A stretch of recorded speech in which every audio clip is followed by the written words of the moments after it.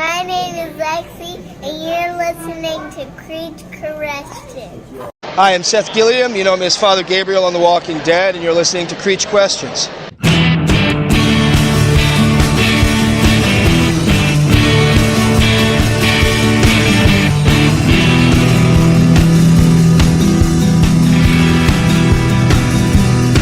Hey everybody out there, welcome to not only the 48th episode of Creech Questions, but also the final one.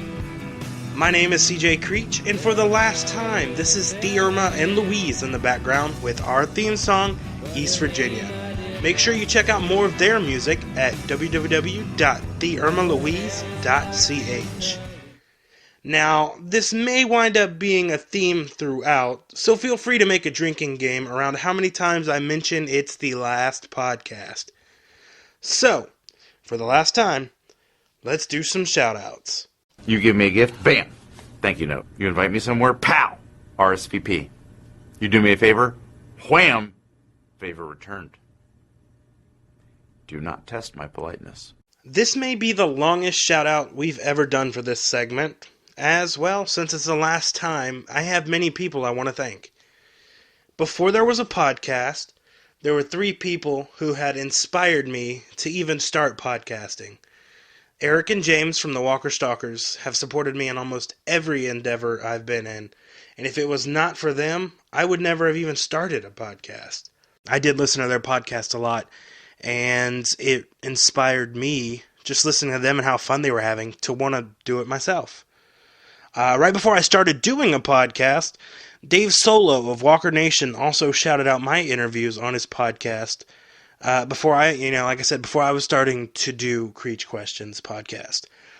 Now, Dave and I don't get to talk as much as we used to nowadays, but it is to be expected considering our careers and podcasts are starting to branch off into different subject matters. But I'm pretty sure we'll still see each other around at Walker Stalker cons around the United States. I wanted to solo out, see what I did there? These 3 men for their roles in helping nurture the idea of starting Creech Questions, and for being some of my biggest initial supporters of this podcast. Now, let's get to the podcast itself. For the first few episodes of this podcast, I had to coast by with just airing old, already released video interviews for this podcast. It wasn't until episodes 7 and 9 that we had our first legitimate new interviews. And what may turn out to be a fun fact about this podcast, our first new interview was with a lady who would wind up becoming my co-host on The Walking Dead Wrap-Up, Miss Alyssa Mullen. Now, I've been blessed to get to know such a great woman, and I look forward to returning on the new podcast to continue our Walking Dead Wrap-Up. Next up, I'd like to thank our guest from episode 13, Dave Sheridan. Never did I ever consider a universe could exist where a kid could grow up to be friends with one of his favorite actors. Yet here I am, getting ready to do, I guess you could say, a podcast with Dave. It's an absolute honor to be Dave's friend, and I look forward to making some of the most hilarious podcasts in existence. Now, it goes without saying that I'm just as thankful for the episode 15 guest, Sonequa Martin Green. Now, Sonequa was our first main cast member from The Walking Dead to join us for an episode. Now, Sonequa, you have been an absolute pleasure getting to chat with on multiple occasions, and it makes me happy to hear that people still come up to you and mention the Girl Power episode at various conventions that you've attended. After that, I've been blessed to get to know 2 of my next guests really well, and have once again established friendships that exist beyond this podcasting world. Jordan Woods Robinson and Erik Jensen. 2 of the most humble and kind people I've gotten to talk to in their multiple episodes. I am extremely thankful for everything these men have done. Especially for Jordan helping arrange, and honestly doing most of the legwork, I might add, many of his current and former co-stars to surprise Vernon Newton with well wishes back on our podcast with James Frazier, to being thankful to Erik Jensen for going so far as inviting me to stay at his house in New York and partaking in one of the most epic nights of my life so far. It was honestly a blast. I still regret, and he does too, that we didn't record audio for the Cards Against Humanity game between Fajer, me, David, Corey Brill, and Erik Jensen. The world is weeping at the sheer sadness that me not recording that has created. Now, I'm going to fast forward and kind of go back. It's like the Pulp Fiction of thank yous, I guess you could say. I have to thank Seth Gilliam, Ross Marquand, Michael Trenor, and Alexandra Breckenridge for agreeing to do interviews with our podcast, even when they didn't have to. I mean, yes, we are AMC approved, but in the end, it's still up to these actors to do the interviews. Now, Ross made sure to make personal time at Walker Stalker Orlando to just do our interview, as did Seth Gilliam and Alexandra, and I will be forever grateful of that. Now, most people don't know this, but Michael Trenor actually got in a little bit of trouble for doing our phone interview with him when we did. Thankfully, the effects weren't long-lasting for either side, and all is good on both ends now. He's actually going to be a guest on the new podcast in the near future, so I'm very excited for the return of Trenor. I also have to thank my press contact at AMC, who has had to deal with, at times, multiple emails a day, and some cases from me, and has never complained or let on that I was a bother to her. Also, thank you to my boss at Heroes on Hand Booking Agency, Chris Harrelson. I'm looking forward to a great 2016 with your company and glad to be a part of the team. Once again, thank you. Also, I have to say thank you again to all the listeners. We couldn't continue to grow without you. I appreciate your support, and it's very awesome that all of you love listening to this. I never would have imagined, once again, that there'd be people who actually like listening to me talk, because I put myself to sleep, so I don't know how you do it, but thank you so much. And I promise it's only going to get better. Now, I have to mention a huge thanks to Tanya Threlkeld for her amazing guest announcements throughout our entire run. Any of the Photoshop work, announcements, posters, anything has all been done by her, and she is absolutely amazing and talented and skillful, and I'm extremely thankful to have her on our team doing such amazing work, and rest assured she will be doing the same stuff for our new podcast. Now, lastly, I won't end this with a thank you, but an anecdote. Always follow your dreams, work hard, and never give up. This may be the final episode of this incarnation, but it's also the start of something very new and very exciting. Now, due to the hard work I've been putting in on this podcast, that's why and how I landed Dave Sheridan as a co-host. Now, what I'm about to tell you is something I haven't publicly said ever. Now, most people know that I met up with Dave back in May of this year, which is still, for a day or two, 2015. It was originally just a friendly meetup. We were just going to hang out, meet each other, a friend thing. But it very quickly became something more. Now, at that meeting, Dave let me know that he was interested in co-hosting a podcast together. When I asked why, in brutally honest fashion, he answered, "You see, when we were talking about having Dave on as a guest back in the early episodes of the podcast, it was I who suggested he bring back his character Doofy from Scary Movie for the first time in 16 years. Now, he agreed, but later, and this is actually he told me at the meeting, that he told me before he listened to the final product, he had no faith in it actually being good. That he thought it would never see the light of day, that it was probably just, something done to try to grab ratings with no heart put in behind it. Now, I worked close to 2 weeks on tweaking that skit, and upon release, I even impressed Dave with it. It was that skit that made him want to podcast with me, And a little known fact is he actually showed up again on the podcast in the second part of the Creech Creators Most Wanted skit as the guy obsessed with The Walking Dead. But before I go way off topic, the gist of that story is always do your best to impress and never give up on a dream. You never know who may be watching, or, in my case, listening. Now, I know at this point you're probably thinking, oh, God, shut up already and get to the good stuff. So I will. Now, fair warning, this next segment is a preview of our newest podcast joining our network, hosted by David Davidson. Once again, David Davidson, you've heard before on our Walker Stalker Con There and Back Again for Orlando, Boston, Atlanta, and New York, New Jersey. So he's not technically new. He's been here for a while, but he's about to host his own podcast.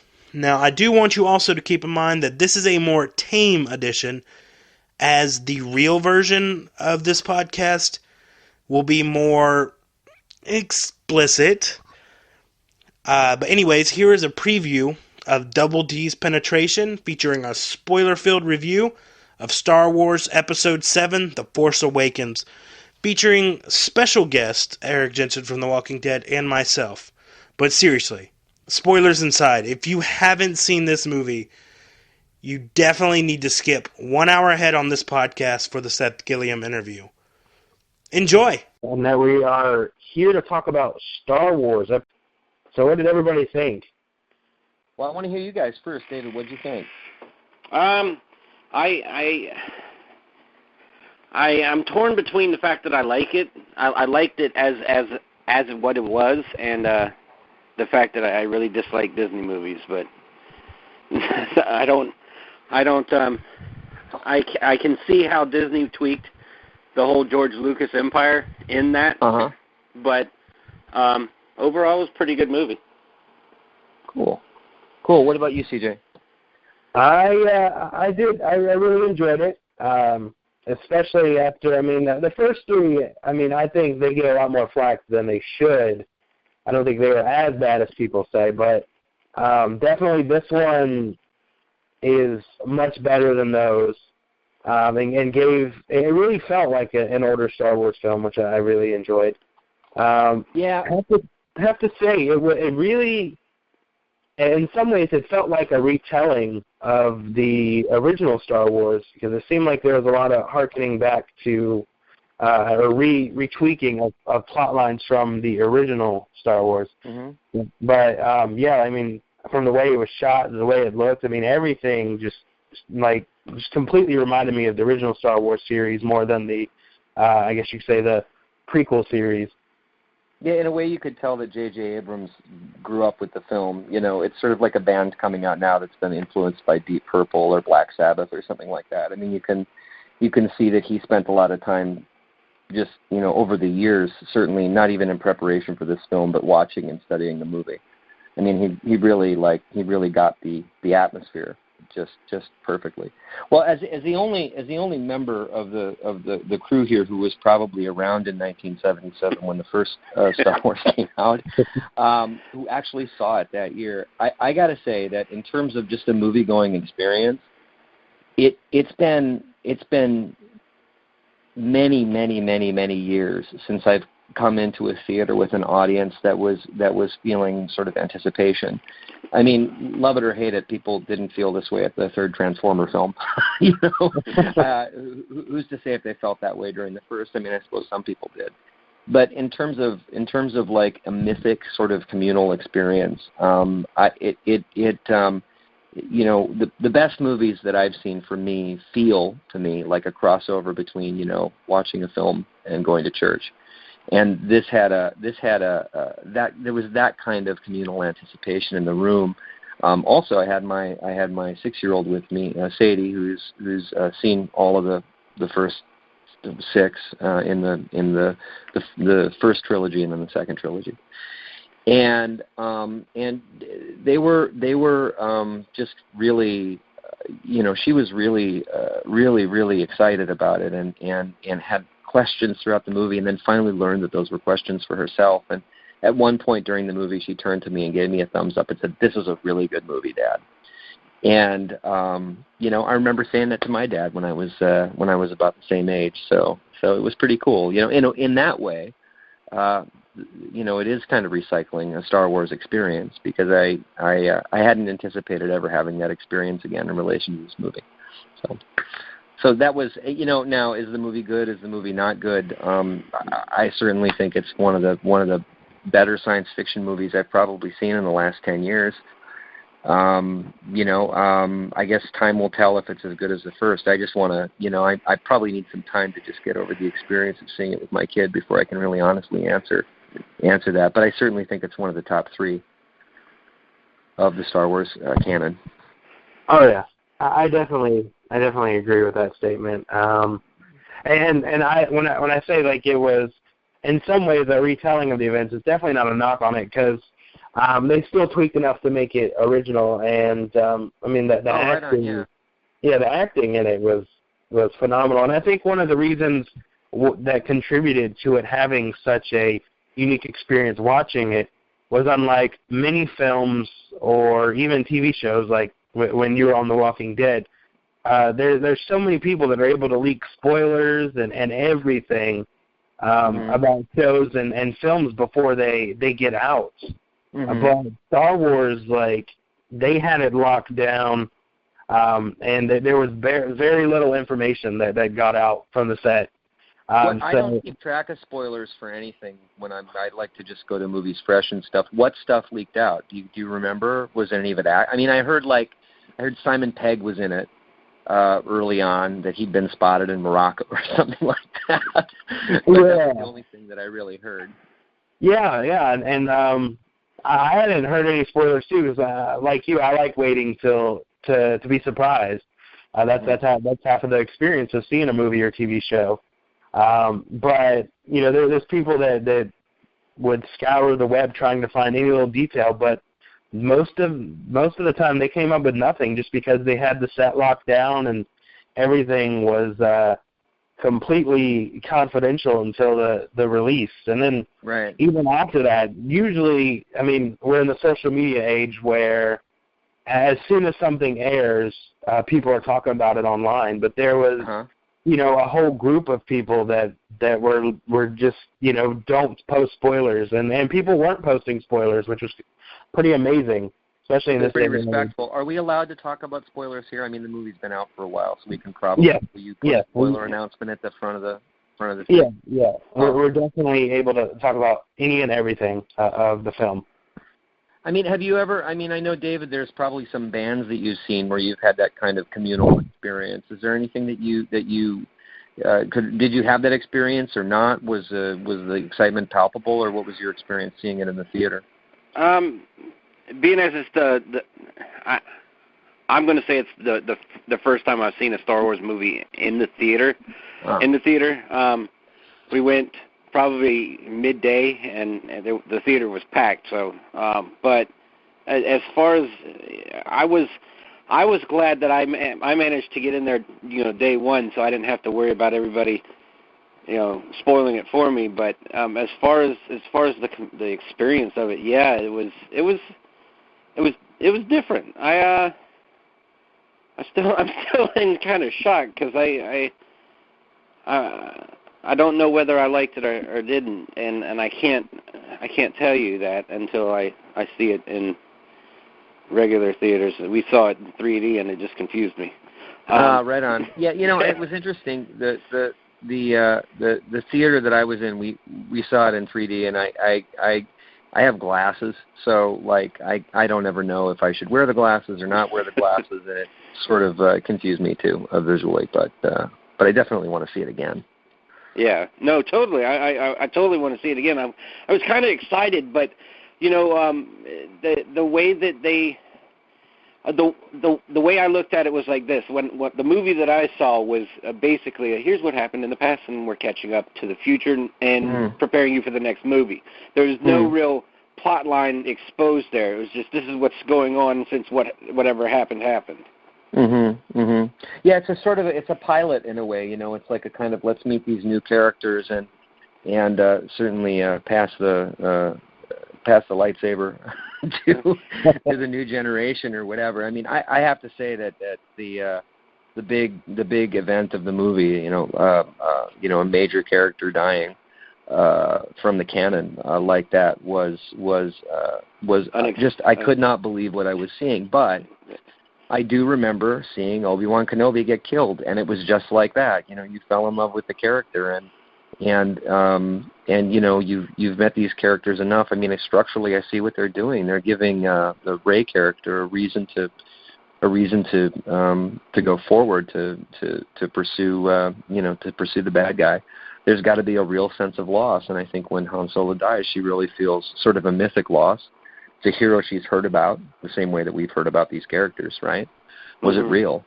And also on just a Joseph Campbell level, the understanding of how myth works and how we like to see it was so evident here.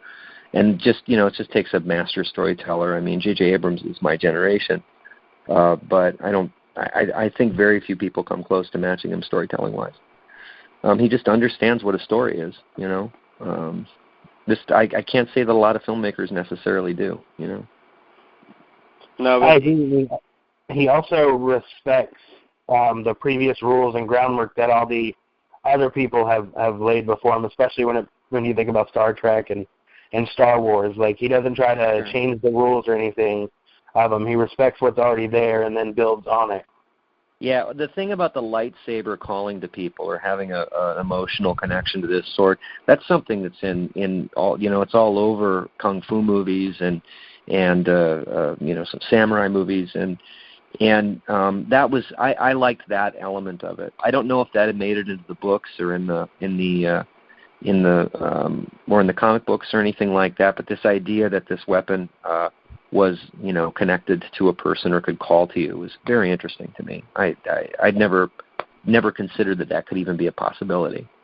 I agree. Yeah, that was like in Dungeons and Dragons where you have an intelligent sword or whatever, you know what I mean? Like, it's got an intelligence of like whatever, and maybe it could be tainted with the dark side. Is the lightsaber, does it absorb, energy from the actions that are performed with it? What's that all about? So that could be very interesting Jedi lore, Yeah, I definitely agree. What do you think, David? Yeah, I mean it makes sense. I don't quite understand the whole that whatever was his name, the stormtrooper that turned. I don't understand his connection. Like, I don't quite understand. Like, does he have? I mean, can he use the Force, or is what's going on there? But it's implied. Yeah, it is, isn't it? I didn't quite understand that, but that's kind of why I'm confused. They really didn't do a good job of telling most all of the story. They just gave you a little bit and want you to come back, but I get that. Yeah, I mean, that's certainly a tribute to the sort of serials that George Lucas fell in love with as a kid. You got to come back next week and more will be revealed. It's movie making is always a bit of a striptease. Yeah. It's or making these sort of what I consider now to be sort of long form television shows that people binge watch, like Walking Dead or whatever. It's always you want to tell good stories and good art, keep people engaged, keep them connected to the characters. But at the end of the day, you want them to come and have some popcorn too. So, but again, I mean, like, what a great, masterful Hollywood storyteller. Understanding that about the film, the sort of real character moments and the human moments. Some of the best acting in any Star Wars movies across the board was certainly in this movie. And I really appreciated the sort of sense of humor and the humanity of maybe he's got a little crush on Rey. I have thoughts about how that could pay off later, but it's pretty far down the pipe, so I don't want to go too far down the rabbit hole. I get the whole the lightsaber call on Rey, and I understand that there's a connection between the two of them, but are they building up a new group? I would say, I guess, that's going to be traveling together with Rey and I can't remember their names. Well, it would be Rey and Finn. Finn was that Boyega guy. Yeah. The stormtrooper. So Rey, Finn. There was a guy I want to call Django, but that's not his name. He was the pilot, Poe. Yeah. I think he's going to have something. I had a friend in the movie, which I didn't know until I saw the movie. My buddy Ken Leung is in the film. He plays an admiral in it. Just a really good actor. He was on Lost. And then I also recognized the guy from Battlestar Galactica, the reboot of Battlestar Galactica. The guy who was the chief deck engineer, I think, was one of the pilots of it. Yeah, I also know Daniel Craig had a quick little cameo in the film. Was he the stormtrooper? Yeah, he was the stormtrooper that Rey mind tricked. That's great. That just, and him throwing the gun at the floor was great. Some of the best, back acting I've seen in a long time. Of course, it's Daniel Craig. Yeah, it was I had the whole theater just rolling on the floor. As far as like who these people are, I have a feeling, like my guess, and I'm just guessing, is that Rey and Finn are probably both Luke's kids. Twins run in the family, and you talk about recycling things. There's a lot of people that I've met who are twins that say, yeah, twins run in the family. So I think that they were sent off. I think Finn and Rey were sent off as children. They both have different moms, and that they're his children. That's what I think. And, there is something about the sort of eternal struggle between good versus evil that's being sort of looked into or sort of open to. It was interesting, I thought, that Rey was so absolutely, like, in her gut and in her bones opposed to the dark side, so much that she couldn't touch the sword. I thought that was interesting, too. That's an interesting place to start a character, like, how long until she gets tempted. Yeah, there's all sorts of interesting writer's room questions that I'd want to ask if I could have dinner with J.J. Abrams, who's now one of the 5 people I want to have dinner with before I on my bucket list.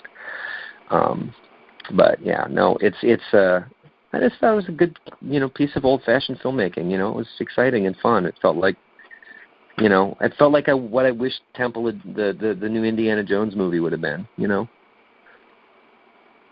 Yeah, that the newest Indiana Jones wasn't the greatest, but yeah, and the anticipation in me was just as great, and the payoff just didn't do it for me. And maybe some of it had to do with the casting, I don't know, but it just didn't quite resonate on that sort of we're just goofing off and having fun here kind of level.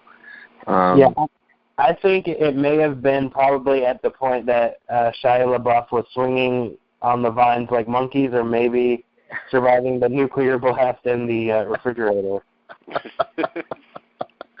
Well, it was nice to go to a theater with that kind of anticipation and have it largely pay off. The funny thing is that movies that work are just as hard to make as movies that don't work, and nobody, some people can kind of like hunt around the right formula for a while.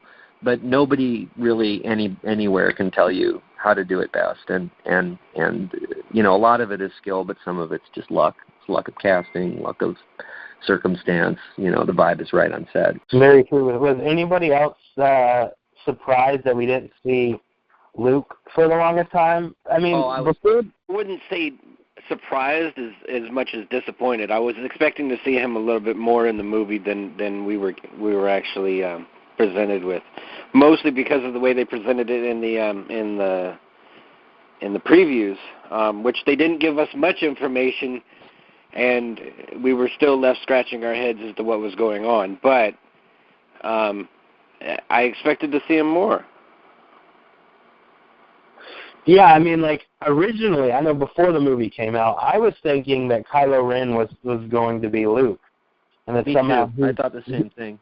Yeah, I thought that he was going to be revealed as Kylo Ren. So when Kylo Ren took off his mask, I was like, okay, that's definitely not Luke. And then, yeah, we see him at the very end. Doesn't utter a single word. But it seems, calling back to Empire Strikes Back now, it seems like the next movie is going to be Luke in the Yoda type leadership role, with Rey now being Luke learning the Force. Yeah, that makes sense. That makes sense. And maybe the third movie belongs to Carrie Fisher. I mean, I don't know. It's a very nobody lives forever, and as much as I'd like, Harrison Ford and Mark Hamill to be in every movie, and also I guess the baton has to be passed. But I thought I minded it at the end when he appeared and didn't say anything, but then at the same time I was like, oh well, we can explore him and his character, the next episode, as we get to know the other characters a little more.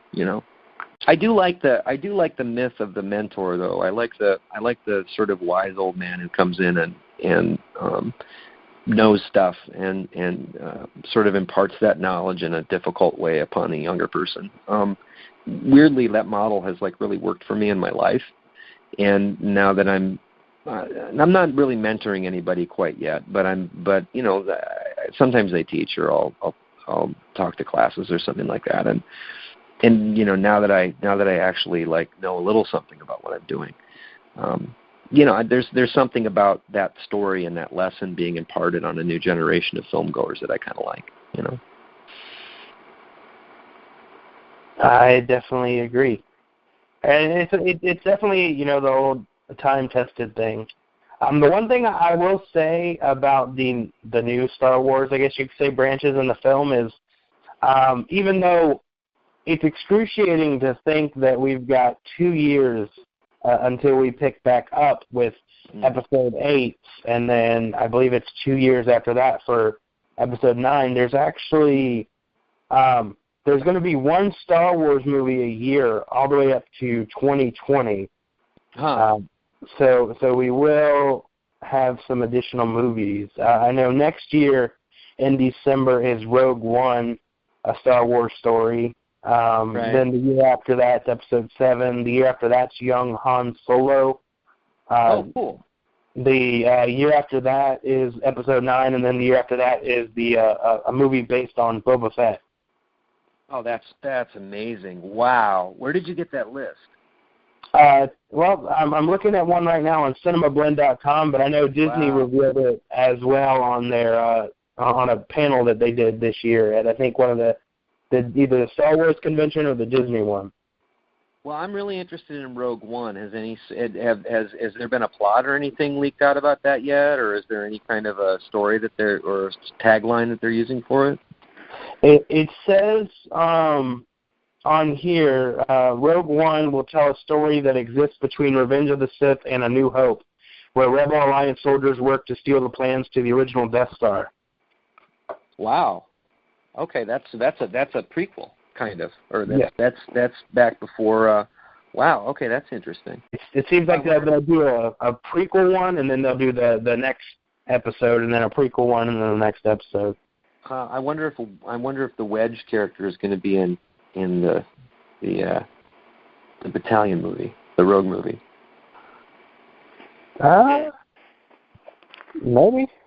Maybe. So have there been a lot of your listeners and stuff chiming in about this? Are they excited about this? And are there people who are? Is there? What have been the critiques of the Star Wars movie that you guys have heard or thought?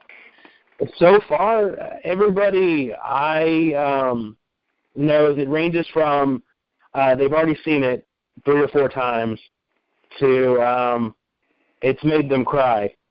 Oh, God, yeah, I know. I cried like 3 times. So yeah, I think it's overwhelmingly positive. And I mean, I think the general consensus among everybody who sees it is they love it. And I know it already, I believe, Monday, or wait, today is Monday. Today, I think this past weekend, it passed the 1 billion mark, and it broke the record for that in the shortest time to get to a billion. And 6 That's days. Just mind-blowing. It's mind-blowing. It's just yeah, it hasn't even opened in China, which is they're expecting China to open at about 500 million. Wow, that's crazy. It's just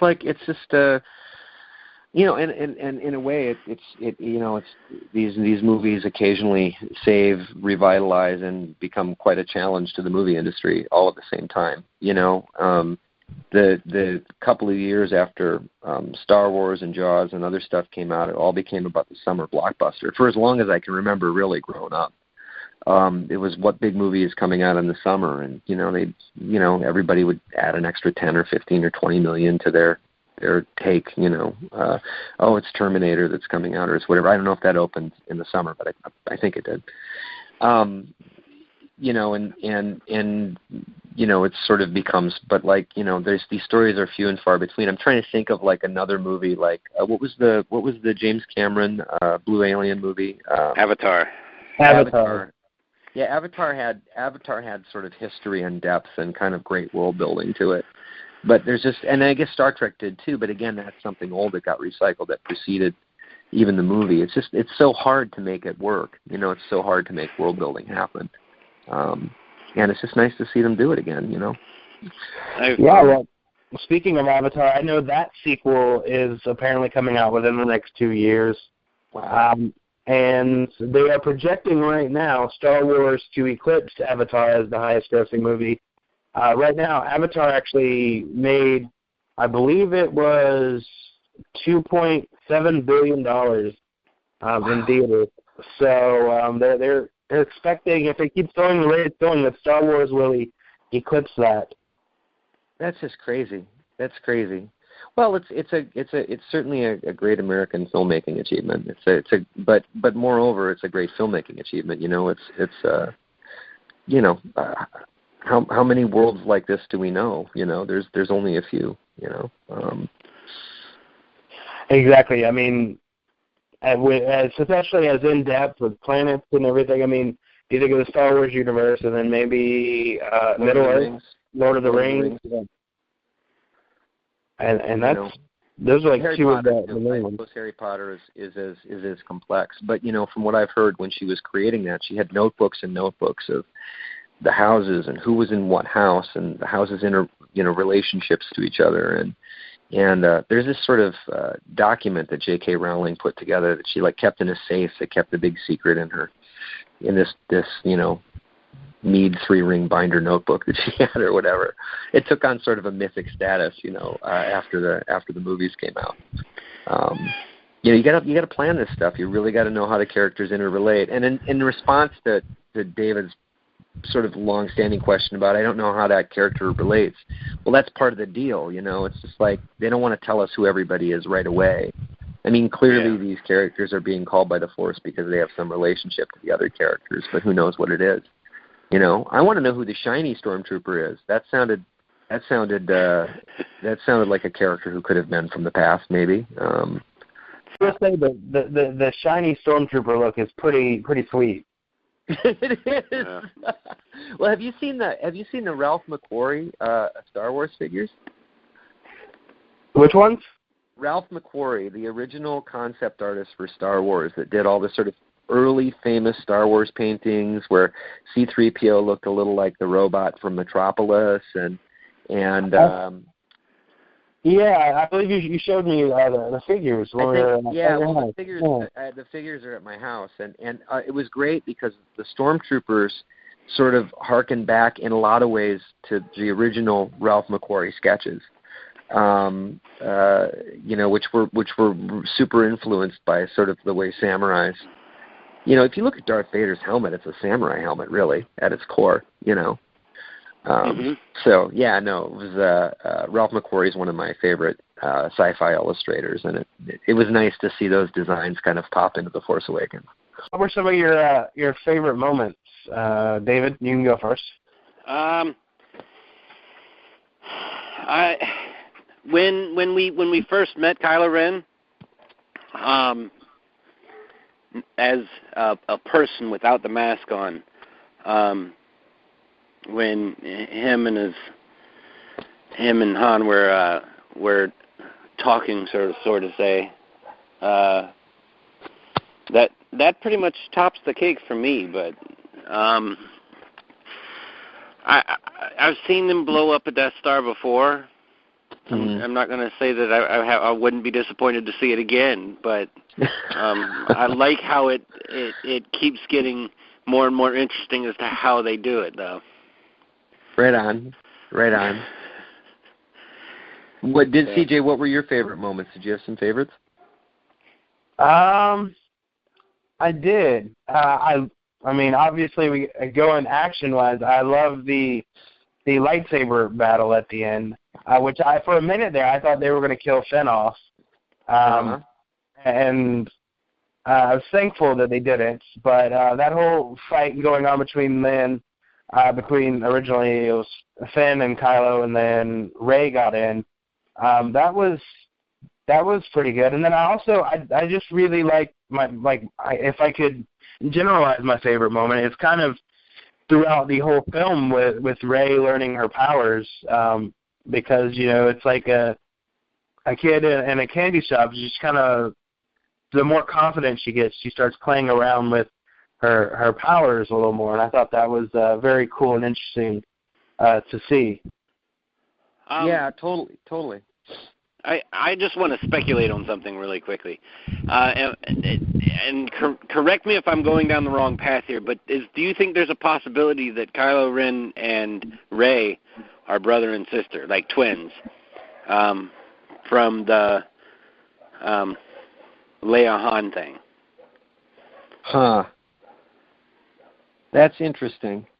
I personally think she's Luke's daughter, but now that you mention it, maybe she is. And they took her away and put her away to keep her safe. That's kind of the same way they did with the Anakin and Padme set that were first, Luke and Leia. Yeah. It's always the ones you send to boarding school, isn't it? Yeah. No, it's I think that there's definitely, I mean, the stories of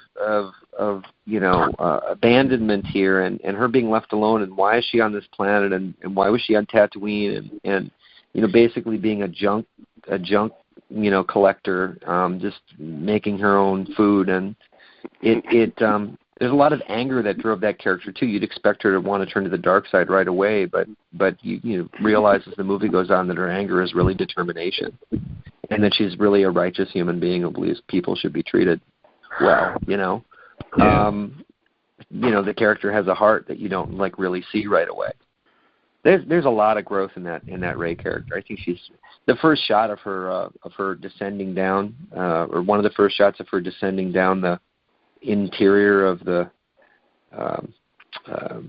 old Star Destroyer, the Empire's Star Destroyer from one of the battles that happened over the planet. It's just, you immediately know what she's doing. You realize how she's barely surviving doing this.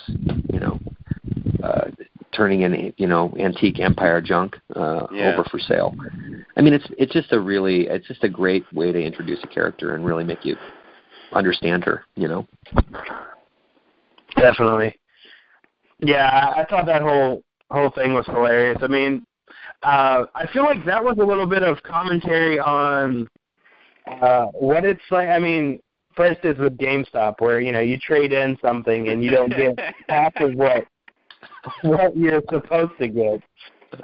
You could take it out of the store and bring it back in, and you just spend $60. They'll give you like $5 for it, maybe. Exactly. Like a pawn shop. Totally. I found that really hilarious, and I thought that might have been a little bit of sly commentary on certain corporations nowadays. Ooh. Well, it's also one of these things where you sort of build up a character to be kind of rough, and then you give him a pet the dog moment. Or a pet the Wookiee moment, as it were. Actually, Harrison Ford is really good at providing those moments for people at the right time. He picks them in the right place. But for her character, the pet the dog moment is the robot BB-88 or something like that? Is that BB-8? BB-8. I was thinking IG-88. That's the robot, one of the robot bounty hunters from the first movie. But BB-8, where she said, you see, story-wise, oh my God, she could feed herself for months and she wouldn't have to work so hard. And life would be easier with all these little food packs she's been given if she just turns in the robot. But, it's like she's sort of become friends with this thing. And she decides not to turn it in. Now, maybe part of it is about the Force and the feeling that she has and all that stuff. But, the fact that she treats the robot almost like a person right from the start as an intelligent being, it's a pretty great, pet the dog moment. It's a pretty great moment where you really can, you feel like this character is maybe different than some of the other characters you've met so far. And then you meet, a Finn who's completely out for himself. Right from the beginning of the movie. And, and then you see him really fall for her, and so you fall for him. It's the back and forth between movie and audience is always fascinating to me. And since I'm sort of transitioning to more storytelling than I am story portraying these days, it's sort of the first thing I go for. So, and the fact that it's a female character who my daughter can relate to, who my daughter asked for a Rey costume this Christmas, and has the action figure and is being sort of more heroic and stuff going around the house. It's pretty great. It's pretty great for her to have heroes that she can relate to. Yeah, I will say that they definitely kind of shook everything up by coming into the 21st century and introducing new different characters like an African American lead and a female lead that you don't normally see, and especially in those movies and those types of roles. So I think that was pretty awesome to experience itself. Yeah, it's interesting. We live in a pretty sort of multicultural, non-sexist household in the East Coast. It's sometimes like pushing on an open door to find tolerance in the city. But so we've raised Sadie in this sort of like very kind of like non-gendered way in a lot of ways, and right out of the gate, whenever we watch a movie, though, she doesn't want to watch Harry Potter because in her mind, at least until Hermione shows up, that movie's about Harry. It's about a boy. She doesn't want to watch a movie about a boy. And so it's just nice to be able to take her to I'm looking forward to the Wonder Woman movie for the same reason, although that looks a little more grown up, so I don't know if I'll be able to take her to that for You're talking about Superman versus Batman. Oh, yeah, but isn't there a Wonder Woman movie coming out as well? It is. It's coming out in 2017, though. Oh, right on. Now, that's an interesting character with a super interesting history. The artist of Wonder Woman also, the original artist of Wonder Woman also did Bondage comics. As an illustrator, so there's a lot of sort of kinky innuendo there with the sort of original Wonder Woman tying men up and stuff like that. It's pretty fascinating. I didn't know that. Yeah, no, it's sort of this well-known secret, I guess. But there was an art exhibit that I saw or something, and his name is escaping me. I want to say George something, but I can't remember what his name is exactly. But he worked for comic book companies, but on the sly he would often do cartoons for these men's magazines or these wrestling magazines, these blue magazines, just short of being Tijuana Bible type comic books.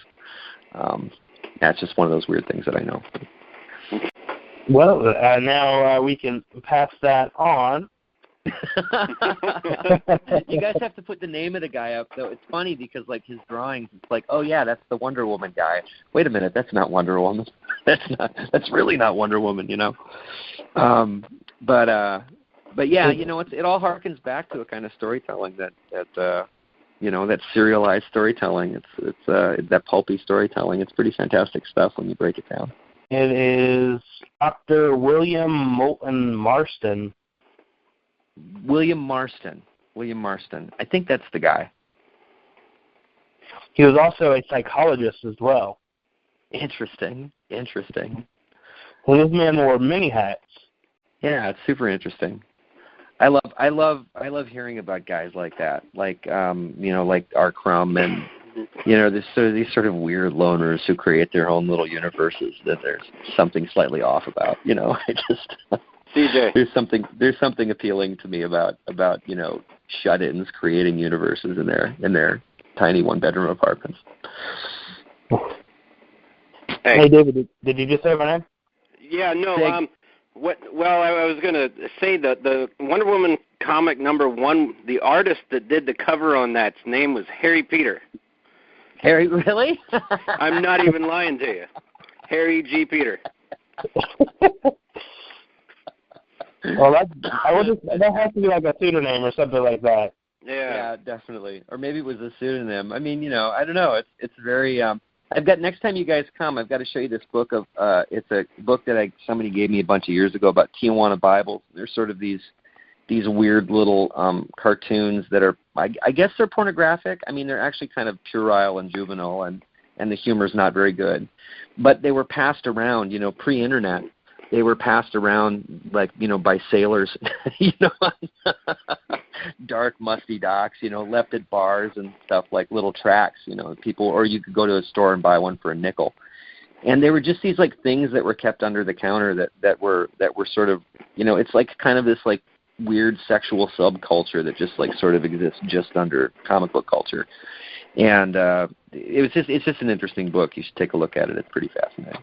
I mean, it's kind of hard to argue about Star Wars if we're all in agreement with each other that it's really good. I mean, does anybody have anything controversial to say? See, the only thing I have to say about it, and I touched on it a little bit earlier, and CJ kind of went along the same way, but the only negative things that I've seen online, I've looked over probably a couple hundred different reviews on it and whatnot, and I have to agree, it almost was like.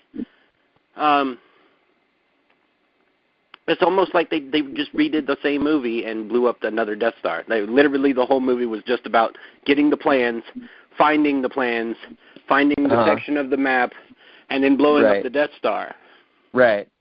Yeah, that's and when people who sort of complain about that, I'm sort of the mind. Well, Star Wars is loosely based on Akira Kurosawa's The Hidden Fortress. Have you guys ever seen that? I haven't. Yeah, no. It's a good Akira Kurosawa black and white movie, and there's two guys in the beginning of it who are sort of they sort of battle and argue with each other, and they're clearly R2D2 and C3PO, and the further the Kurosawa, and it's like a samurai film. There's kind of a wandering samurai who goes to work for a king. But the parallels are actually really, really interesting, and it's fun. It's a fun movie to watch because there are even shots that are clearly the shots that influenced famous shots that George Lucas did for Star Wars. So that was the one thing about the movie that I didn't quite that I kind of missed was those epic moments, those epic shots of there's Luke. With a red background in Return of the Jedi, sort of up at the top of the set of stairs. Maybe this is a Jedi. Maybe it's Empire. It's Empire. Yeah. And he's standing at the top of the stairs, and it's just his shadow, and you just see this black shadow. Or the moment where he's got his face half in red and half in blue. I saw some of that with Kylo Ren, but I would have liked some sort of epic. I can't remember really. I can't place any epic shots that are sort of history-making film shots in there. But that's a quibble as far as I'm concerned because the movie was so damn good. I will say one of the things that kind of it wasn't bad, but it wasn't as epic as I would hope, and I guess that's really just because of the way film is now with pretty much every movie having CGs, but I know in the original Star Wars, especially first time seeing them, the space battles were just epically intense and out of this world. And while they were still pretty good in this one, it didn't seem as epic since we've seen it so many times. And with the special effects nowadays, I mean we've seen all of those dog fights in the air so many times for 6 other movies that I feel like those kind of haven't aged well. The problem of film is that your audience becomes more educated, and it's like I said, it's a striptease or a magic trick. It's ultimately you're in the business of sort of fooling people and making them feel like they're there. And the more educated a film audience gets, the harder it is to do that. And thus far, I think people have been able to make films better and better. But you know, I think I have a pretty plausible theory. Then I've had time to think about it, and I went back and watched the other 6. It goes like this. The first one, there's lots of action. The second one, they tell a story. There's very little action, but they're telling the story. The third one, there's a lot of action, and they're telling the story. The fourth one, there's not a lot of action, but they're telling the story. Right on. The fifth one, they had a lot of action. The sixth one, there wasn't really too much action, but they kind of came to a climax. And now the seventh one's retelling the story with a little bit of action. The next one should be nothing but a war. Right on. Like not unlike Empire. That's what you're anticipating. Yeah. There's a if you think of the movies as trilogies separated into 3 acts, there's the Jessica and I make a joke, but it's not really a joke about first, second, and third act of a film. And I'm sure somebody said this before us. I'm probably just retreading something, but the first act of a movie, you meet a person, and then by the end of the first act, you drive them up a tree. The second act, you throw rocks at them while they're sitting in the tree, and they don't know how to get out of the tree, and they got to get out of the tree, and they can't get out of the tree. And the third act, you get them out of the tree. So movies have that sort of middle act is in a lot of ways. So I actually, if I was going to be excited about anything coming up, I'd be excited about what David said about the second movie being Empire, because Star Wars was a great film, but Empire, as a film was I think on everybody's top 10 list a superior film. So I'm excited to see the next one. I can't. That's why it's got me confused, because I'm kind of torn. Like, they picked it up at a really weird place, and they skipped all this time, and now we're supposed to completely understand what's going on, but at the same time, nothing's familiar. Yeah, right. Yeah, it's an interesting nut to crack. I mean, did Lawrence Kasdan, was it Lawrence Kasdan? Did he collaborated on the script, right, with the other writer and a third writer, right? Lawrence Kasdan, J.J. Abrams, and Michael Arndt. Michael Arndt, and I think Michael Arndt, if you click on his name, I think maybe Little Miss Sunshine belonged to him. Am I right about that, or not?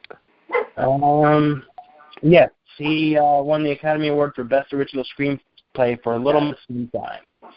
And he adapted the screenplay for Toy Story 3. Right on. Well, hopefully someday, if I can get my filmmaking career together here, maybe I can work my way up to the next 10 years to directing one. That's a worthy goal. They got 50 of them coming out. They can't have directors lined up for all of them, right? Yeah, and like what David's saying, it seems like, since the one thing with Disney is, I will say, you can see it with the Marvel Universe, they know how to really monetize series and into multiple films. Right, sure, totally. So, like what David was saying with, they're picking up at such an awkward spot between Return of the Jedi and The Force Awakens. Right. Who's to say there won't be another trilogy down the road covering the time between those films? Right.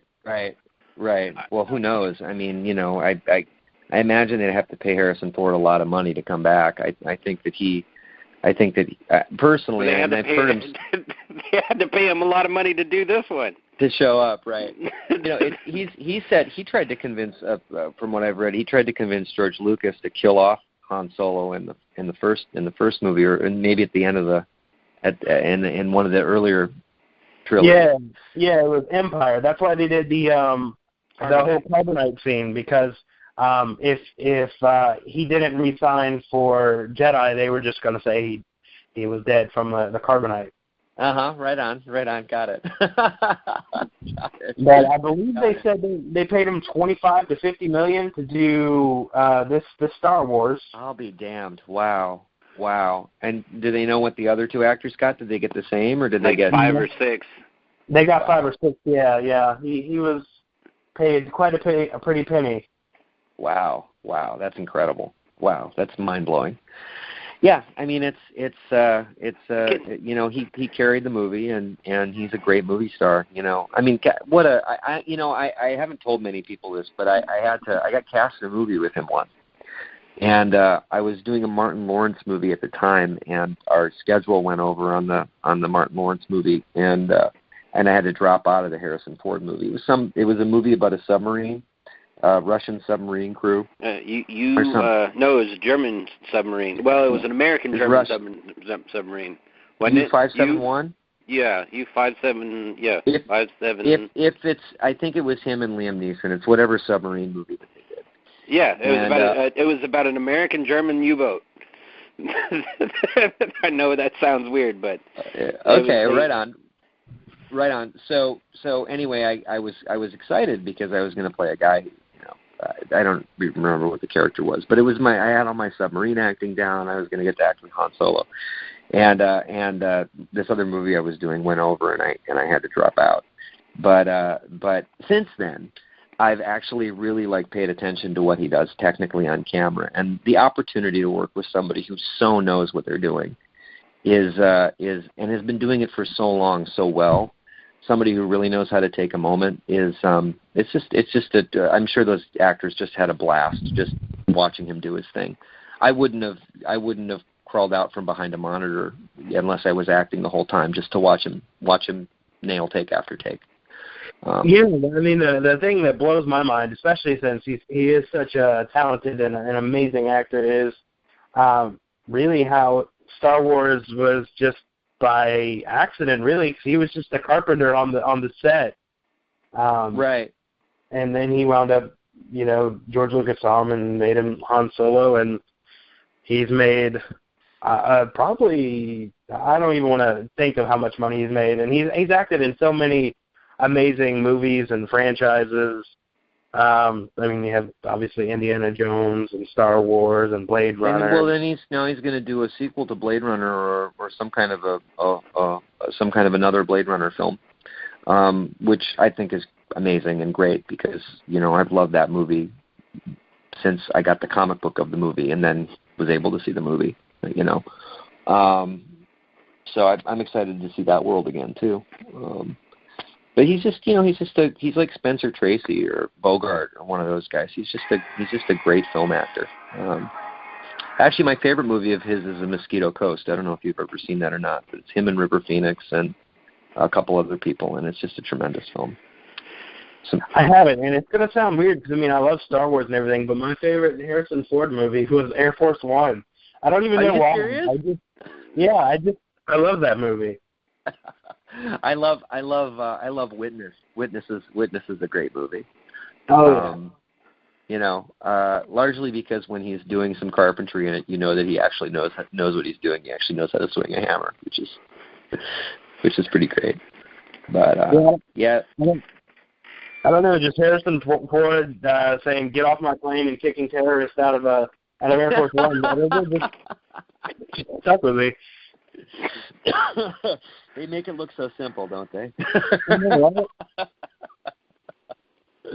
Yeah, pretty great stuff. Well, it's been real nice talking with you guys today. Yes, it's always a pleasure. Welcome back, everybody. Once again, that was Double D's Penetration, and that podcast will be starting up in 2 weeks, exclusively on Spreaker and iTunes. You couldn't really tell from that episode right there, the little preview, but mature audiences are recommended. There will be cursing. There will be strong opinions. Once again, that's in 2 weeks. The Dave and Creech show will be on one day, and David's podcast will be on another. So we're going to have 2 podcasts a week. Of course, I won't really be doing anything with David's. David's running this, and he's going to be doing his own thing with his podcast. Now, up next is our interview with the talented actor who plays Father Gabriel on the wildly successful show, The Walking Dead, Seth Gilliam. Hey everybody, welcome back to Creech Questions. I am joined by the awesome Seth Gilliam. You know him as Father Gabriel from The Walking Dead. How are you doing today, sir? I'm doing pretty good today. It's day 3. How has it been overall this weekend here at WalkerStalkerCon, New York, New Jersey? Overall this weekend there's been like a sea of people, but it's been really good. It's fantastic energy at this particular convention.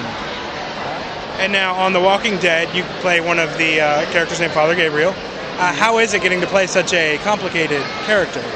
It's fun playing complicated characters. You know, it's a lot more fun than playing somebody who you know what they're going to do every moment you see them on the screen. I think with Father Gabriel, he's still trying to figure out what exactly he's going to do and how he's going to do it. So, you know, it keeps me guessing as the actor, and it's a lot more fun to play that way. Definitely. And as of this past episode, you actually got a little bit of action. I know you had some a little bit at the end of season 5. How is it to now dive back into doing a little bit more action on the show as well?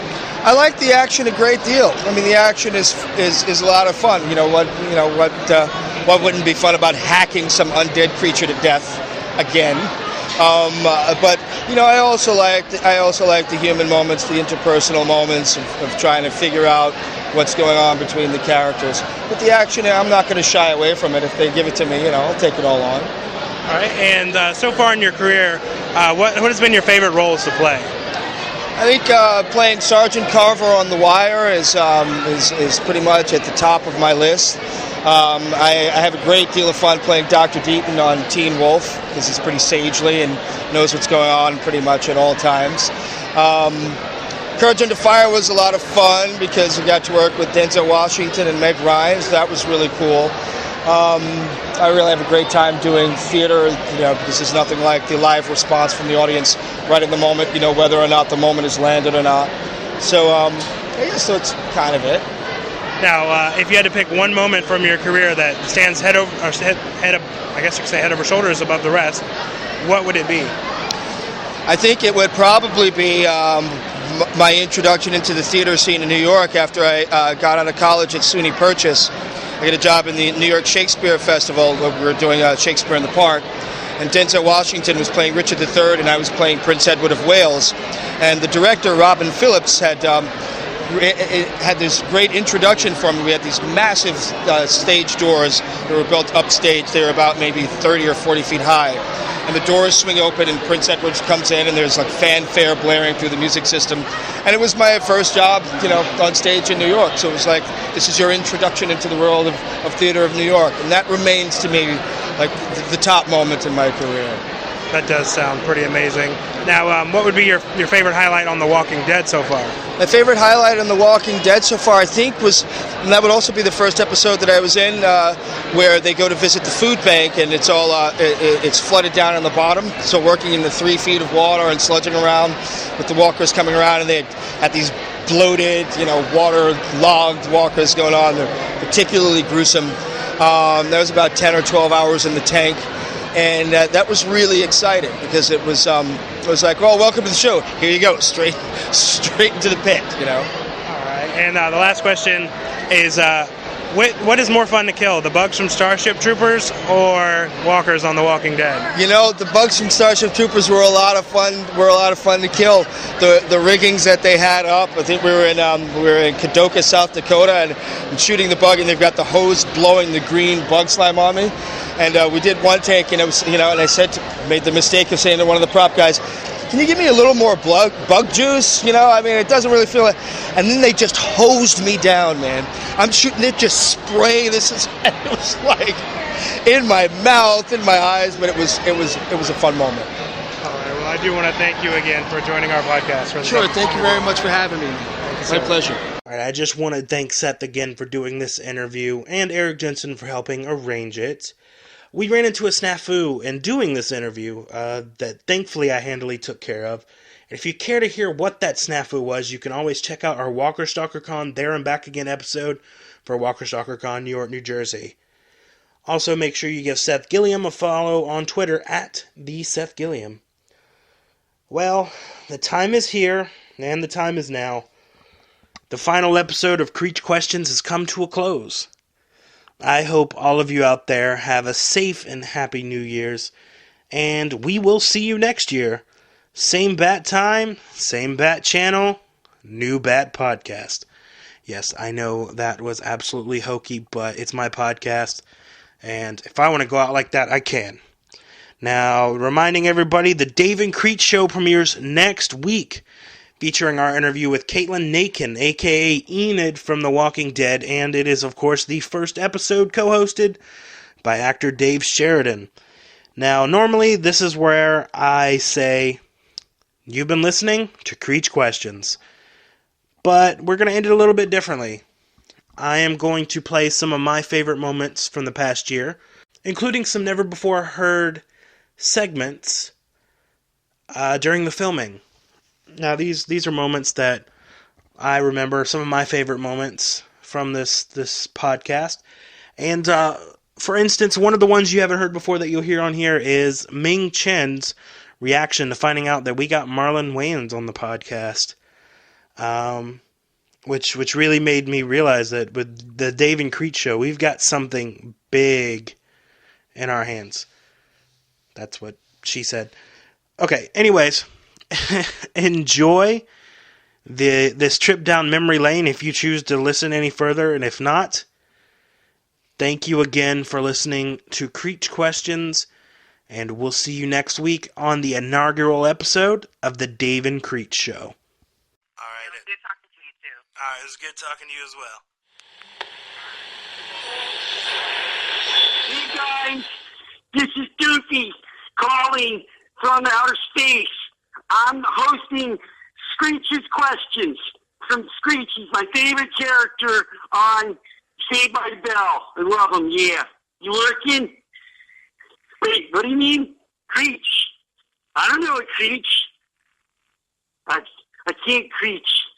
No, my mom says no creeching anymore. She took away my creature.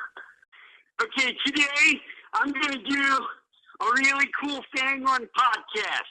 Never been done on the internet before, on the interweb.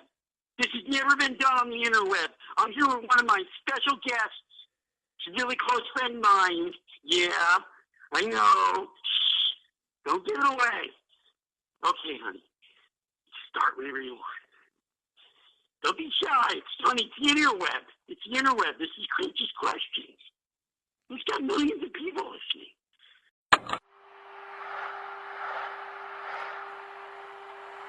Yeah, that's it.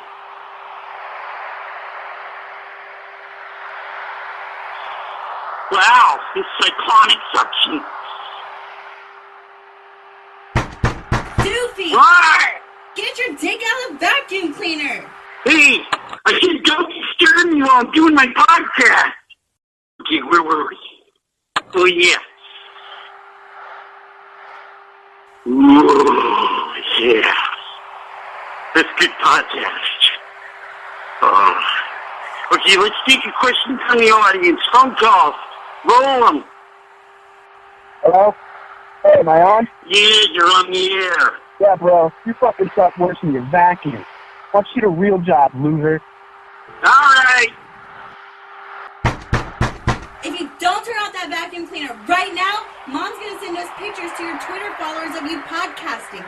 Josh McDermott's not gonna be happy. But he just followed me. He's my best friend. All right, everyone. Yeah, Johnson's friendship means way too much to me. He's important. I love him. Gail Swallows. Yep, that's it. And don't forget the vacuum. It was fun. Thank you for being on.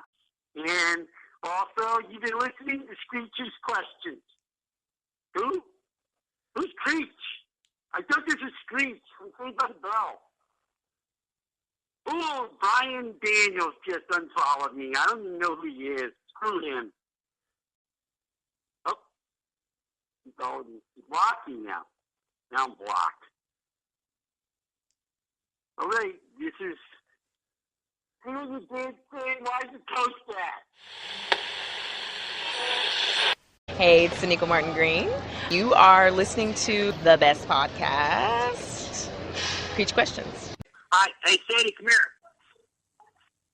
I did not eat all of the cookies. I ate all the cookies. My daughter's giving me a timeout. I'm sorry. I have a big consequence. What's my consequence, Sadie? No no junk food, no sugar, no eating in the night for the whole week. Okay. You only can eat carrots in the night. Only carrots in the night? Okay, that sounds like an excellent consequence. And no wine. And And what if you break that consequence? what happens if what happens if I break the consequence? And I can eat it.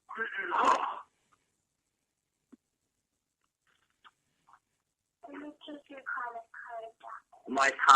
That's terrible. Okay, well, I love you. Let me do my final thing. Well, okay, honey, I will. I love you, sweetheart. All right, cool. Thank you. I appreciate it. And listen, thanks for a great. Did you get what you needed? Yes, sir, definitely. Oh, wonderful. Wonderful. Good. Wonderful. Well, it was really enjoyable. You're a great interviewer, and I hope this is very successful for you. And thanks again for having me on. Thank you, Creech. You're the man. Thank you, sir. Yeah, you've been doing a lot of podcasts, man. You got lined up with a ton of guests. Yeah, we're up to episode 45 next week. Yeah, who'd you have on your last episode? I know we had James on. Yeah. And before that, we had Lincoln. I know you got Lincoln. We had Marlon Wayans on at the beginning of the month. How'd you have Marlon Wayans? Dave Sheridan is joining as our podcast co-host. Oh, wow, cool. So, and he hooked us up with that. That's cool. Wait, are you going to talk about is he a Walking Dead fan? He is a Walking Dead fan, okay, yeah. Cool. Right. But it's going to be like more general entertainment now. I mean, we'll still do Walking Dead as well, but awesome. Yeah, it's exciting. So you collect a lot of stuff from horror movies. Mm-hmm. What is like the ultimate horror memorabilia item that you would want to add to your collection? Oh, God. Well, as far as what I'd want to add, it would have to be props. I'm a big movie prop guy. So the ultimate prop, man, that's tough. I don't even know. There's so many things out there I want. I mean, my ultimate prized possession prop-wise is I have one of the clowns from Poltergeist. But as far as, I don't know. I mean, that's a tough one. I don't know.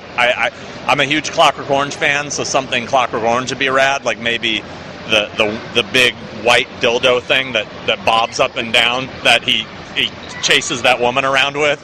How cool would it be to own that, the actual one, you know what I mean? I know a guy who, actually a friend of Norman's, has one. Like it's a replica that I think the person that made him for the film did a limited run of, and I was jealous when I saw that in his house. One of those, something like that. I don't know. It's kind of odd. The thing I want is a giant penis. That's kind of weird. We're not judging. Yeah, don't judge me. No judgments here. Thank you again for coming on. CJ, Creech Questions is one of my favorite shows. It's one of the very few podcasts that I subscribe to, and I highly recommend it for anybody who's interested at all in The Walking Dead and all things monster related. Thank you. I mean, that really means a lot. And I genuinely like you. I mean, you're not paying me for that. Are you? No, not that I know of. You can slip me $5 later. Okay. It'll be okay. Hi there, I'm Sarah Wayne Callies. I was Lori on The Walking Dead, and I will be Katie in the upcoming Colony on USA. You're listening to Creech Questions, and I want to take a minute to ask you if you would pay a little bit of attention to the IRC, the International Rescue Committee. I'm a voice for the organization. We do refugee resettlement and aid. Thank you for your time, and enjoy Creech Questions. What is your favorite memory so far of working on The Walking Dead? Oh gosh, I mean, it's really hard to narrow it down to one favorite memory, just because I feel like every time we go to work there's a new favorite memory. But I think probably the best memory I had was when Norman licked me. He licked my hand once, and my hand was kind of gross, like just as it gets when you're shooting and stuff like that. But the moment he licked me, I was like, I made it. You know what I mean? I was like, I'm a part of the show now. You know, and I think I was on the show this was at the end of last season, so I'd been on for like one full season. Like it took that long for Norman to lick me, but finally it happened. Oh, did you? Is that why your hair is all sticky up now? Yeah, my hair hasn't sat down since. All right. Well, my hair's got a boner. Sorry, there's children here. All right. Well, thank you again. And can we just get you to do a promo to say hi? I'm Josh McDermott. I play Eugene on The Walking Dead, and you're listening to Creech Questions. Creech Questions? Yes. You're CJ Creech? I am. Oh, okay. I know who you are. Oh, Is that a good thing or a bad thing? That's a bad thing, man. Hey, y'all, I'm Josh McDermott from The Walking Dead, and you're listening to Creech Questions. Hi, this is Melissa Hutchison from Telltale Games The Walking Dead. And I play Clementine, and you are listening to Creech Questions. Now, David over here had a very close encounter, special moment this weekend with one of our future guests, unknowingly, but I feel like it's best that David explains exactly what was happening and what went down with one of our future guests, Ross Marquand, who you know as Aaron on The Walking Dead. So, after we did the interview with Ross, we got an opportunity to take a group photograph. Me and CJ and Chastity and Ross were embraced in a warm hug. And I thought it would be a good idea to make CJ laugh during this. So I thought I was going to tickle him, tickle underneath his arm, and apparently I did not tickle CJ. Apparently, I tickled Ross, who then squeezed all of us tighter. And I thought it was because he liked me.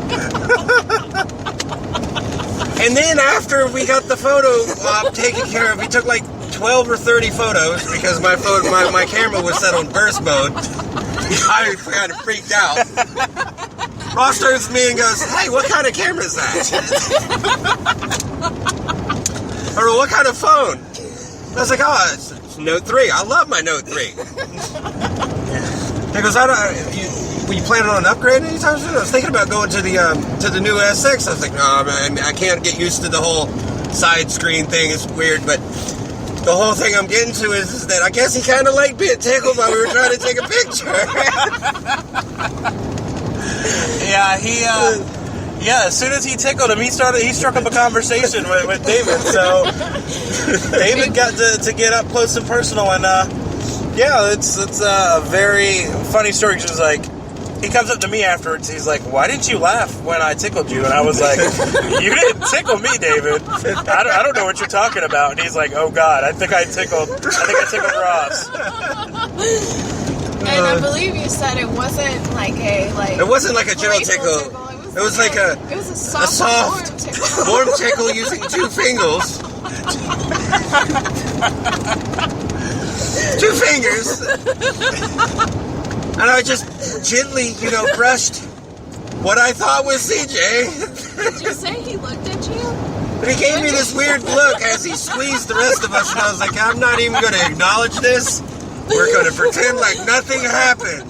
But I'm going to continue doing what I was doing. So not only here at Creech Questions will we interview you, you may be one of the lucky ones to get a little bit of tickling going on. And all I can think of right now is the fact that me and Chastity will be heading into Sonoya tomorrow, where they are filming The Walking Dead. And obviously Aaron and Erik, or as they are known in real life, Ross and Jordan, who play, boyfriends on the show, are going to be down there. And I'm just wondering, because Jordan was very adamant and actually got Ross really excited to be on the show. I'm just wondering if there's some conversation in the Walls of Alexandria that they're going to have where they're comparing notes, being like, "Wow, CJ's interview was great, but did they tickle you?" And he's going to be like, "What? They tickled you and they didn't tickle me? Like, what is this going on? Are they giving back rubs now too?" We're going for the full body interview here. We're gonna make sure that they interview and get to talk about whatever they want, and that they're also gonna feel loved. That's the only way to explain it. In a very professional way. We only do professional back tickling here.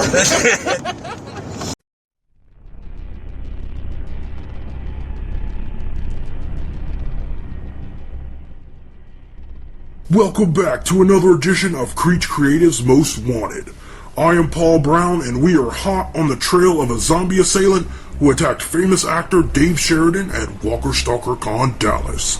Last week we put the word out and have received a ton of tips and calls to our hotline concerning the identity of the unknown zombie assailant. We can officially confirm at this time that the assailant is in fact human and not a zombie. Pieces of his makeup were found in a unisex bathroom at the convention. They will be tested for DNA once we are able to separate a used saliva tissue from the face pieces. On the line now, though, we have two of the witnesses that were at the convention and witnessed the attack in person. First up is Stacy, a single mother of 2 children living in Raleigh, North Carolina. Wait a minute. How do you know all that? I didn't tell that to anyone involved with this show. Well, it's standard protocol to investigate our guests to make sure their stories check out. Investigate? So what else do you guys know about me? Not much. Just your maiden name, social security number, sexual preference, credit card numbers, and what school your kids go to. What? Alright, you know what? This is over. You better stay away from me and my family, or I swear you'll regret it. What do you mean by that? Look, I'm sorry Dave got attacked, but if I find out who attacked him before you guys, I'm sending him straight to you. I hope he knocks you out, Paul. We're sorry for that violent outburst, people. According to our resources, it wasn't the best time of the month to call her anyway. Next up is a witness whose cell footage was one of the 5 used in the video released by the DPD. He asked to remain nameless, so we will adhere to their wish. So, what exactly went down? Well, I was waiting in line to get a picture with Dale's RV because it's such a cool photo op, you know? And remember Dale, right? When he was like such a cool character. I mean, he's so laid back and he had that Hawaiian shirt and a nice cap on and stuff like that. I just loved his beard. But then he was the original person with beard on that show. And then everyone started copying him with beard. You know, it's like Herschel got a beard. Hey, I'm sorry to interrupt you, but you were going off topic there. What happened to cause the assault? Oh, right. I'm sorry. Well, Dave shared it. He was throwing walking deceased merchandise into the crowd off the top of Dale's RV.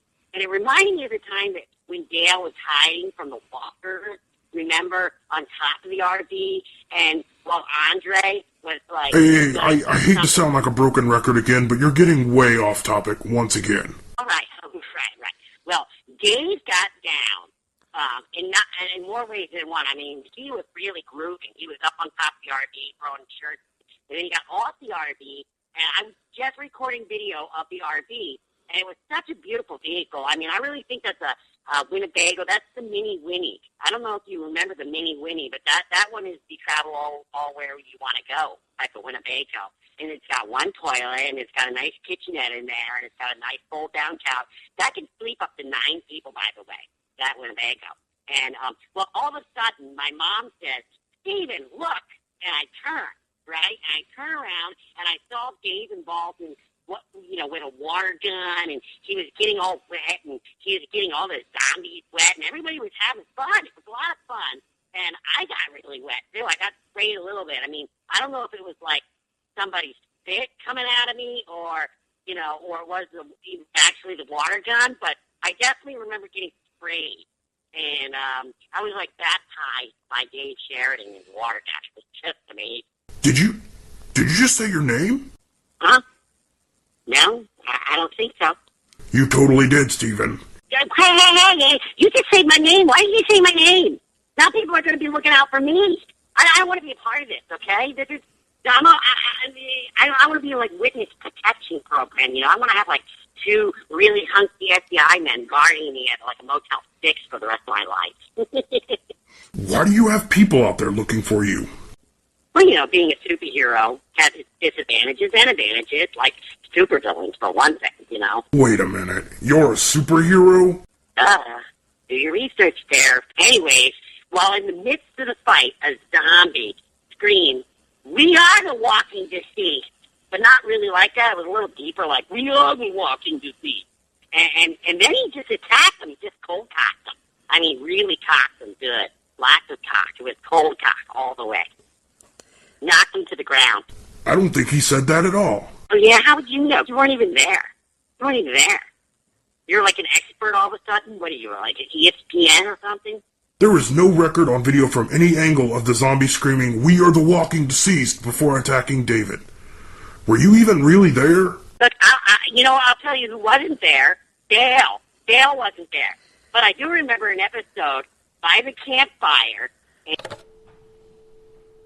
I'm sorry, everyone. We had to go ahead and disconnect that call because it was going nowhere. And I don't know if you can hear it either, but it kept being patched in some breathing. It sounded like somebody was hacking in and listening to our conversation. We don't know who was doing that, but we did just get an email sent to our CCMW account from an unknown sender, and all it says is, "I'm coming for you, Paul. Prepare to feel the power of my fists." Now, I'm going to chalk this up, I guess, to an email prank, or possibly just an angry Stacy blowing off some steam. Maybe she called back in somehow and was listening and was just building up with rage and breathing into our phone lines. I don't know what's going on. We just want to remind you to be on the lookout for this assailant, and if you see him, do not approach. He is armed and punchy. Till next time, this has been Paul Brown, asking you to be smart, be safe, be vigilant. And just before we go, would you say it's more stressful than everything you dealt with on American Horror Story?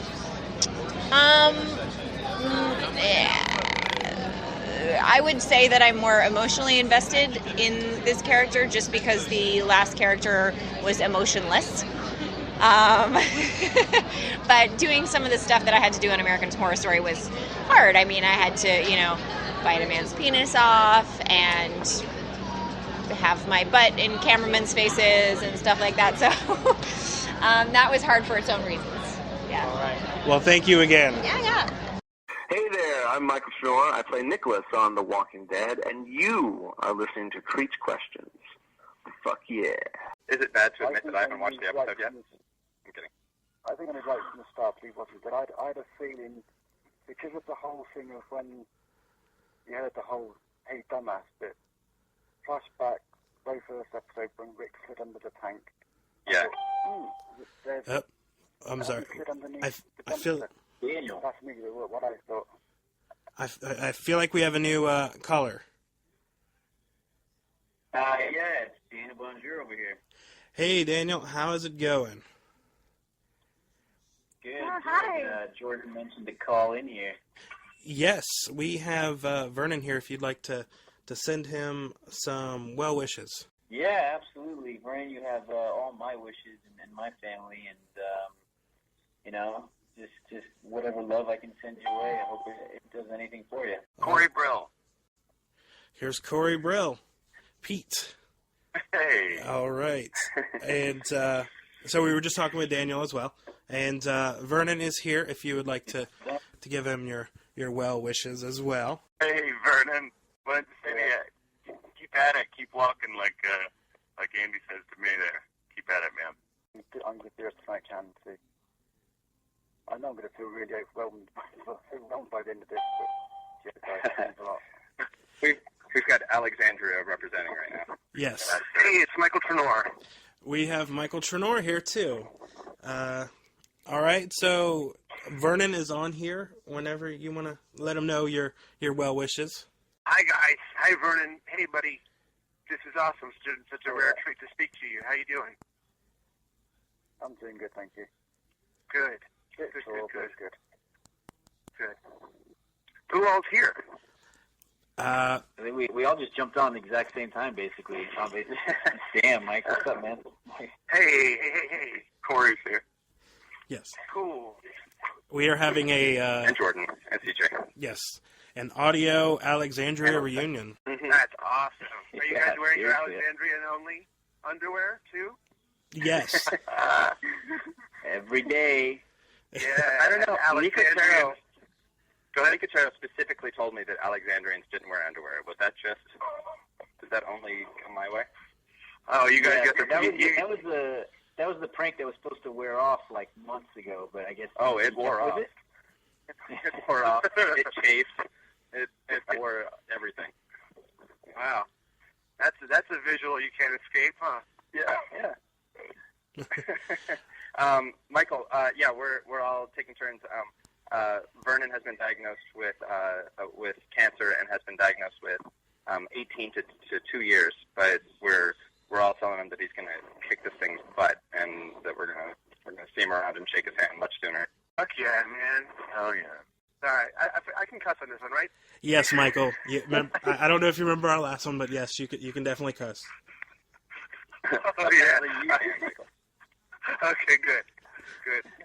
Some people don't let you cuss on their podcast. Oh, what's that supposed to mean? Yes, well, our censor button is broken, so you're all good. Oh, good. I'll tell you what I always tell people on opening night for any show I'm doing, which is fuck them in the heart. Yeah. How's your dating life going, Corey? I'm sorry? How's your dating life going again? I'm still having trouble hearing what you said there. Oh, I was trying to make a bad dating joke with that kind of a phrase. Oh, yeah, right. It opened doors. Believe me. So, all right. Yes, thank you guys for coming on and giving some well wishes to Vernon. We really do appreciate it. And, I think Jordan just reached out, and we all kind of respect what Jordan wants, and Vernon, best wishes from me, all the love in the world, and as much positive stuff I can send your way, man. Like I said, I'm really feeling overwhelmed by this, and it's just the support I'm getting from you guys and guys in my group and everything is unbelievable. It does mean a hell of a lot. It really does. Big thanks to you guys. Sweet, dude. Our thoughts are with you, man. Absolutely. All right, y'all. All right. Love you guys. I'll sign off, but love you guys all, and I'm sure we'll see each other soon. Yes. I'm not leaving. Vernon and I are staying. Very much so, guys. I'm All staying right, on too, but we got to do work. We got work to do, guys. Yeah, All right. I love you Enjoy guys. you guys, Hey. the rest of the cast. Yeah. Yes. Much love, Vernon. Much love, man. Here's that. See ya. Bye.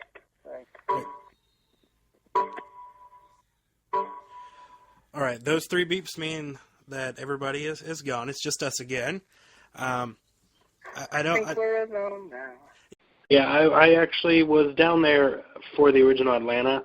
That actually inspired me to get back into this and everything. So a lot of anything I've accomplished is owed to you and Erik for sure. No. We can't take any credit for anybody else. All we do is just try to, get people excited about this stuff. And so if we did that, well, I'll take that. But you've got to put in your own effort, and of course you're doing that, and you're doing a great job. Thank you. Second part of the question, and yeah, I know I gotta have shorter answers. I'll work on that. Second part of the question is, do fans ever mistake? Yeah, totally. I've gone to a few conventions so far, and there's always a few people who kind of lurk just outside the orbit of my booth or my table, whatever, and kind of stare me down like somebody who, beat up their sister, and they're looking to kind of get at me. This one guy, I was down in Nashville, and he came up to me finally after hanging out in front of my booth on and off all day. Just he was dragging his kid along. He's like, "Man, I fucking hate you.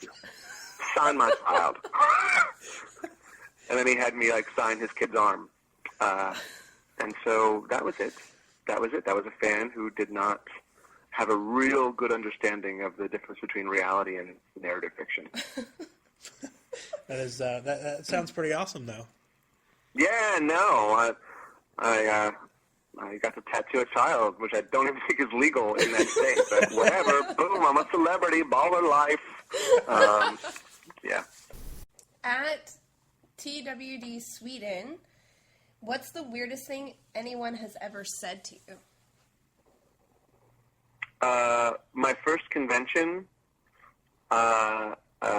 I went to use the bathroom, and there was this guy who was in the urinal next to me, and he proclaimed very loudly, "Oh, wow, I've never peed next to a celebrity before." Wherein I immediately stopped peeing, zipped up, and left the bathroom. That's an appropriate response. Totally, next up you're like, "Woohoo, I've never touched the penis of a celebrity before," and then it just goes bad. Oh my god. It could go very bad. He could It throw can a go burlap totally sack bad, over you. That or he like says, "Hey, will you sign this?" Again, a bad next step in that scenario. There's no good next step in that scenario outside of me just leaving, dribbling down my pants a little bit, smiling as I waved to everybody. Yeah, I'm the celebrity. Yeah, I mean, he could have kidnapped you and you wound up a lampshade. Wow, I hadn't even thought of that. That's even worse. That's it. I'm never going into a public restroom again for fear of becoming a lampshade. Thanks a lot. Well, you're welcome. That's what I do. As I look up at home the catheter on my laptop. If I just pee into a bag, I will never turn into a lampshade. Success. Hashtag lampshaders foiled. All right. Is it your question? Or it's mine? Is it your question? What's happening? I can picture Michael's dick as a lampshade. What's happening here, guys? Hashtag Trenor's lamp. Trenor's lamp. Exactly. It's like Aladdin's lamp. Oh, no, I'm not going to go there. All right, anyway. Well, I mean, of course you love our podcast, so there's that. Yeah, I got to listen to you guys constantly. You are the voice in my ear when I go to sleep at night, when I wake up in the morning. It's all you guys all the time. It's good to know. All right, and I usually ask this one because I like to hear the different responses. The Walking Dead's pretty serious. It's a serious, dramatic show. What is the atmosphere like during filming of the show? Well, it seems very laid back, and people just kind of, you get some joking here and there, and people just have a good time. And then once it starts to go, you start to see people get into the zone. Like I've seen Denai, who plays Michonne, like right before a take, she'll start jumping around. She'll start like slapping herself in the face. Like I've seen. So it will go from like really laid back, and then like once we're about to go, everybody gets serious, and they all just do their own thing. So it's a nice little mix that everybody is on the same page. Yeah, I've heard. Right into it. Yeah, I've heard Andrew Lincoln has some pretty intense preparations right before filming as well. Yeah, for the episode 1 that I filmed, he's very intimidating. Like I've seen an interview with Andrew J. Best, who played Gareth, and he was saying how like Rick would stare him down, and it's totally true. Like I was the one that he had to kill, and I would just like, I was talking to another walker, and then I'd like, glance around because I'm trying to take everything in because there's so much happening, and then I spot Andrew, and he's just staring at just a total death glare. It's just staring at you like that. He sticks to himself, and he usually has his headphones in, and he's Rick all the way. All right, and you've been in 8 Nightmare movies, including Freddy vs. Jason. Is there any funny stories from behind the scenes? Well, I poked myself with the hero glove, the real glove, on part 5. That was no fun. It's not a fun story, but that's a true story.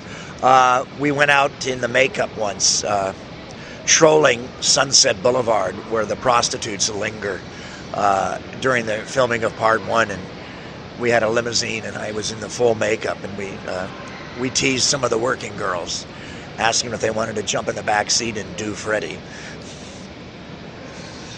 Well, I feel like we can't top that one. So I do want to thank you again for joining us for a couple of quick questions.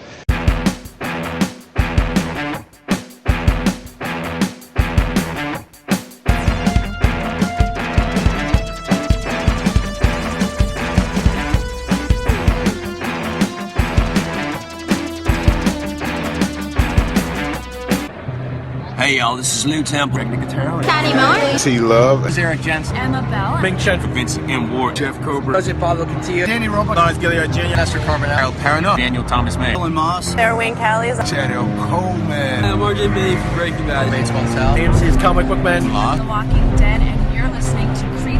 Creech Creech questions. You better listen up good or I'm come get you. Hey everyone out there, this is CJ Creech, and you too can listen to our celebrity interviews on our podcast, Creech Questions. Check us out on CreechCreativeProductions.com and Facebook.com/CreechCreativeProductions.